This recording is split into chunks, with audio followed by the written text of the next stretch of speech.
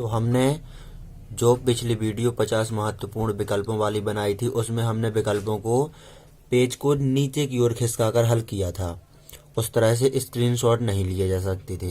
तो हमने यहाँ पर 5-5, 6-6 के जोड़ों में प्रश्न को लिया है ताकि आप स्क्रीनशॉट ले सकें। और अगर आपने 50 महत्वपूर्ण विकल्पों वाली वीडियो अभी तक नहीं देखी है तो डिस्क्रिप्शन में लिंक है, देख लीजिए। तो यहाँ पर इस वीडियो में हम 50 महत्वपूर्ण एक शब्द में उत्तर लेंगे यहाँ पर। तो यहाँ पर पहला देखते हैं, वृत्त की एक ही अवधा में बने कोण बराबर होते हैं। दूसरा है, वृत्त के परिगत समांतर चतुर्भुज होता है समचतुर्भुज। तीसरा, रेखाएं समपाती हों अनंततः अनेक हल होते हैं। 1 + tan स्क्वायर थीटा बराबर होता है sec स्क्वायर थीटा। रेखाएं समपाती हों तो इस प्रकार की शर्त होती है, a1/a2 बराबर b1/b2 बराबर c1/c2। छठवां है, साइन 90 - a बराबर होता है cos a। ये हमें सूत्र भी याद होना चाहिए। अब हम यहाँ पर सातवां देखेंगे, त्रिकोणमितीय अनुपात ऊंचाई एवं लंबाई ज्ञात करने में होता है उपयोग इनका। अब यहाँ पर ये शर्त है, a1/a2 बराबर नहीं है b1/b2, तो ये अद्वितीय हल के लिए है। अब हम यहाँ पर नौवां देखेंगे।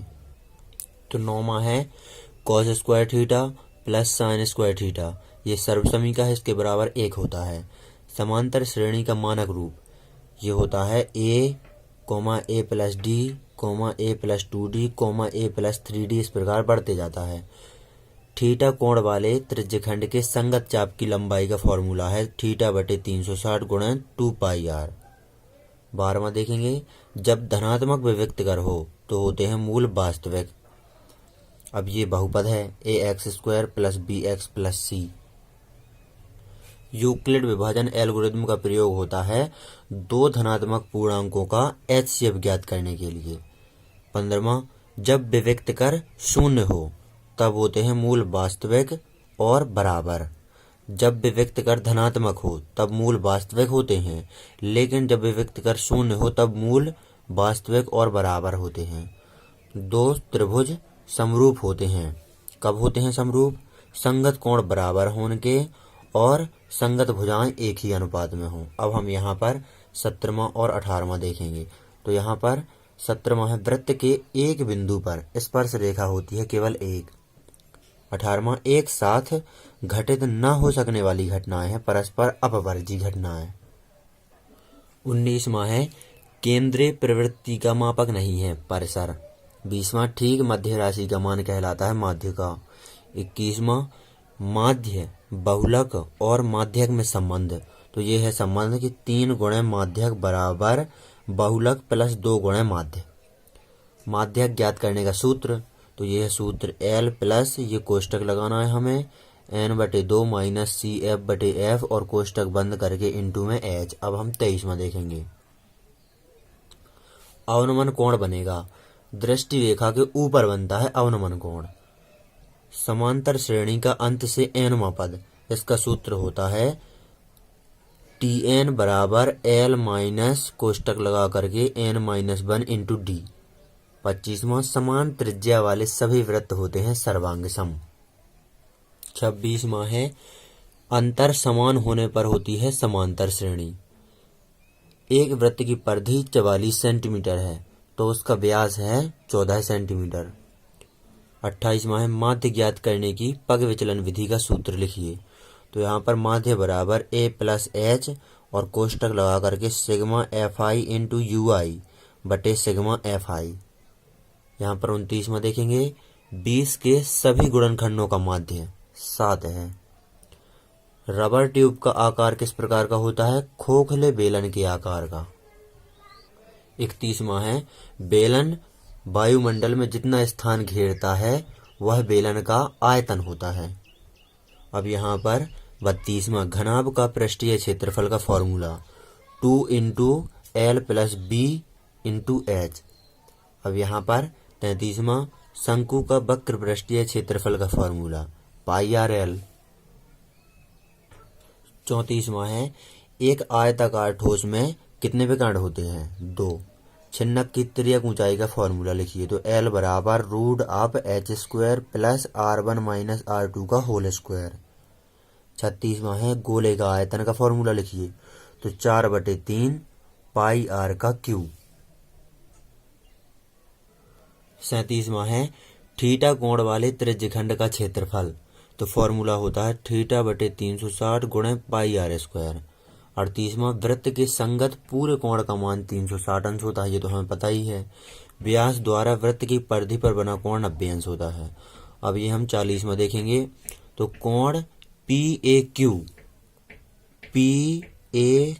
यानी कि कोण ए बताना है ये कितना है। तो यहाँ पर जो ये PQ है ये व्यास है। अब इस तरफ व्यास के इस तरफ आधा भाग है अर्धवृत्त, पूरा है वृत्त, और जो व्यास है ये दो भागों में बांट रहा है इस वृत्त को। तो ऊपर वाला भाग है अर्धवृत्त। तो हम जानते हैं अर्धवृत्त का कोण होता है समकोण। तो यहाँ पर ए पर 90 अंश का कोण बनेगा। अब हम यहाँ पर 41 में देखेंगे। तो यहाँ पर कहा गया है कोण AOB। कोण AOB ये कोण बताइए ये इतना कितना है।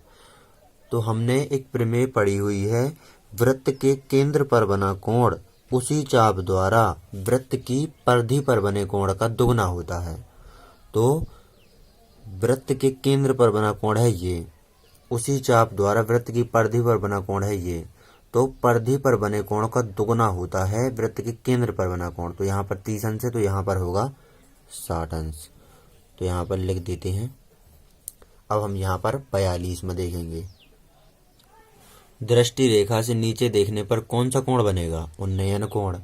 साइन थीटा बटे कॉस थीटा बराबर टेन थीटा होता है, ये हमें पता है। टेन 49 का मान कॉट 41, ये भी हमें पता है। Sine cube theta plus cos cube theta बटे sine theta plus cos theta, और प्लस में sine theta into cos theta का मान होता है 1। यहाँ पर इस वीडियो में हल करने का इतना टाइम नहीं है, नहीं तो हल भी कर देते इसे। यहाँ पर कॉस थीटा बराबर 4/5 है, तो टेन थीटा बराबर 3/4, इसे भी हल करना पड़ेगा। पाइथागोरस प्रमेय समकोण त्रिभुज के लिए है सिद्ध। समान लंबाई की भुजा वाले सभी वर्ग सर्वांग सम होते हैं। अंतिम पद को दर्शाते हैं, जो समांतर श्रेणी है उसमें अंतिम पद को दर्शाते हैं L से। विविक्त का ऋणात्मक हो तब मूल होते हैं अवास्तविक। रेखा जब हम ग्राफ को हल करते हैं तो रेखा x अक्ष को काटे तो y अक्ष का मान 0 होता है। अब हम 52 में देखेंगे। रेखा y अक्ष को काटे तो x का मान 0 होता है। अब 53वां शून्यकों का योगफल का फॉर्मूला होता है -x का गुणांक बटे x स्क्वायर का गुणांक। शून्यकों का गुणनफल का फॉर्मूला हमें पता है अचर पद बटे x स्क्वायर का गुणांक। 55वां देखेंगे। √2 तथा √3 है, ये अपरिमेय संख्याएं हैं। इस प्रकार आपको इन सभी 55 एक शब्द में उत्तरों को अच्छी तरह से आपको याद कर लेना है और तैयार कर लेना है। तो यहाँ पर आप इनके स्क्रीनशॉट भी ले सकते हैं क्रम बाय क्रम से। और अगर आपने 50 महत्वपूर्ण विकल्पों वाला वीडियो नहीं देखा है तो प्लीज़ जाके डिस्क्रिप्शन में लिंक दिया हुआ है, देख लीजिए।